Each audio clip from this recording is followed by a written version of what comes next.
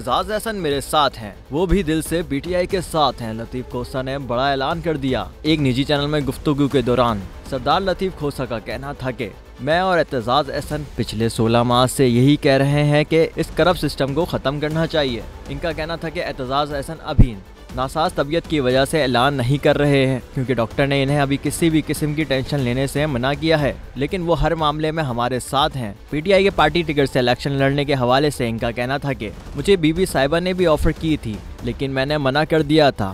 फिर इनके हुक्म पर मैं सीट पे आया और अब बानी चेयरमैन ने भी मुझे कहा है कि आप जरूर लाहौर से इलेक्शन लड़ें। मैं कहता हूं कि मैं इलेक्शन लड़ने की लालच से पार्टी में नहीं आया, मैंने सिर्फ पाकिस्तान के लिए ये फैसला किया है।